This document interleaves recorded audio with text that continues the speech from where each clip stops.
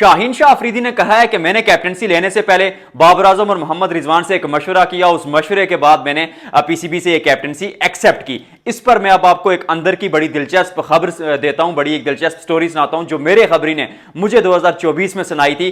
बात 2023 world cup के फौरन बाद की है, जब पाकिस्तान बुरी तरह वर्ल्ड कप में हारता और बाबर आजम कहते हैं कि मैं अपनी मर्जी से कैप्टनसी से इस्तीफा देता हूं। कैप्टनसी छोड़कर बाबर आजम घर चले जाते हैं। पीसीबी शाहीन शाह अफरीदी को टी20 का नया कप्तान बनाता है। सिर्फ एक सीरीज हारने के बाद एक दफा फिर वहां पर पाकिस्तान क्रिकेट बोर्ड में वो ड्रामाई मोड़ आ जाता है और फिर मार्केट में अफवाहें फैलाई जाती हैं अपने मनपसंद सहाफियों के थ्रू, अपने मनपसंद मीडिया चैनल्स के थ्रू के शाहीन शाह अफरीदी को कैप्टनसी से हटाया जा रहा है। ये अफवाह, ये खबर फैलाई जाती है कि सिर्फ एक सीरीज हारने के बाद शाहीन शाह को कैप्टनसी से हटाया जा रहा है और एक दफा फिर जो है बाबर आजम के सर पर यह सेहरा सजेगा।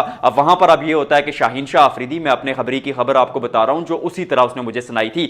शाहीन शाह अफरीदी उस वक्त बाबर आजम के पास जाते हैं और कहते हैं कि बाबर साहब, अगर आपको कैप्टनसी चाहिए तो मैं खुद कैप्टनसी छोड़ देता हूं, क्योंकि हम एक झुंड की तरह खेलते हैं, हमारी टीम में एक यूनिटी है, हमें इत्तेफाक है, इत्तेहाद है।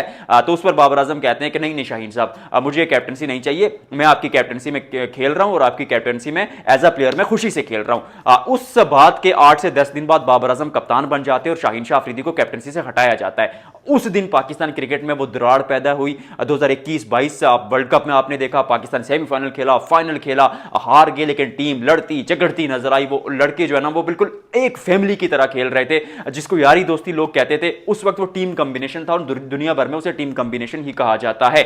वो टीम टूटी उस दिन, क्योंकि खबरों के मुताबिक जो है कई लोग बात कर रहे हैं कि बाबर आजम ने शाहीन शाह अफरीदी के साथ वहां पर ज्यादती की, उनको डिच किया, धोखा दिया। और कई लोग ये बात कर रहे हैं, जो खबरें आ रही है, मतलब एक एंगल उसका भी ये भी है कि पीसीबी ने जबरदस्ती शाहीन शाह अफरीदी को, क्योंकि उस वक्त कुछ लोग ऐसे थे जो पॉलिटिक्स की वजह से, पॉलिटिकल वजूहात की वजह से शाहीन शाह अफरीदी को टीम का कप्तान नहीं देखना चाह रहे थे, तो उन्होंने शाहीन को जबरदस्ती हटाकर बाबर आजम को कहा कि भाई ये कैप्टनसी आपको करनी ही पड़ेगी। तो बाबर ने कैप्टनसी ली। और कुछ लोग, थोड़े लोग हैं लेकिन ये भी बात कर रहे हैं कि बाबर आजम को खतरा था कि कहीं टीम से ही न ड्रॉप कर दिया जाए, क्योंकि पाकिस्तान में मतलब सिस्टम ही ऐसा है, कल्चर ही ऐसा है, सारे गंदे अंडे, काला कानून है कि भाई शायद आप कप्तान ना हो तो टीम में भी ना हो। और यू नेवर नो कि पाकिस्तान क्रिकेट में आज क्या हो रहा है, कल क्या हो जाए। तो सिक्योरिटी के लिए बाबर आजम ने वो कैप्टनसी वापस ली। हर वहां पर टीम टूटी, वो यकजहती टूटी, क्योंकि 2 ग्रुप्स बन गए, फिर बीच में थोड़ी अनबन होने लगी। और सारे मसाइल पाकिस्तान क्रिकेट ने फेस किए और जो टीम परफॉर्मेंस अच्छी दे रही थी, ऑस्ट्रेलिया में हमने वर्ल्ड कप में देखा, 2021 का वर्ल्ड कप तो लाजवाब खेले थे, भारत को भी आपने वहां पर हराया।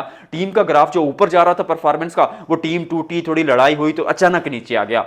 अब पाकिस्तान क्रिकेट का जो कैप्टनसी का सागा है, इसमें कहा जाता है कि कैप्टनसी यहां पर फूलों का हार नहीं बल्कि कांटों की सेज है। तो फिर ये होता है कि उसके बाद जो है ना कैप्टनसी का चक्रव्यूह जो है ना ये तोड़ने की कोशिश की गई। 2025 तक पाकिस्तान तकरीबन 6 इवेंट्स हार चुका था, आईसीसी के 2-3 एशिया कप हार चुका था। तो फिर पाकिस्तान क्रिकेट बोर्ड ने मोहसिन नकवी साहब ने बैठक बिठाई और फैसले हुए, तगड़े फैसले हुए कि सलमान अली आगा को टी20 का कप्तान बनाया जाएगा।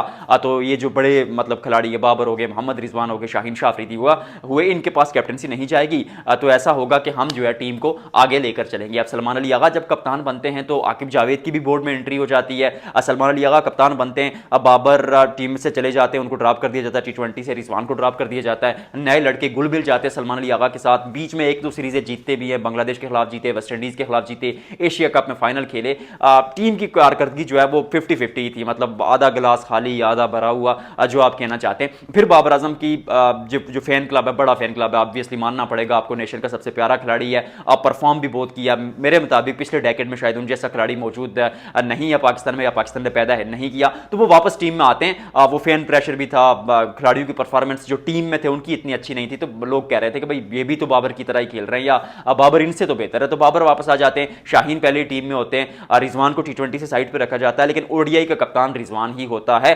उस पर मैं डिटेल में वीडियो बना चुका हूं कि रिजवान को क्यों हटाया गया। अभी सिर्फ एक लाइन बताऊंगा कि रिजवान को इसलिए कैप्टनसी से हटाया गया क्योंकि वो एक इस्लामी आदमी है। तो आपके बोर्ड के सेकुलर गोरे कोच साहब नहीं चाह रहे थे कि भाई इस मेंटालिटी का आदमी जो है वो आपका कप्तान हो, तो इसलिए वो टी20 में भी नहीं है। ओडीआई में अब परफॉर्मेंस है तो खेल रहे हैं, परफॉर्मेंस नहीं होगी तो नहीं खेलेंगे। तो फिर ये होता है वहां पर कि रिजवान को कैप्टनसी से हटाया जाता है। तो आपका जो कोच था वो चाह रहा था कि सलमान अली आगा कप्तान बने। ये भी मैं उसी वीडियो में डिटेल में बता चुका हूं, जो लोग मुझे देखते हैं उन्हें पता है।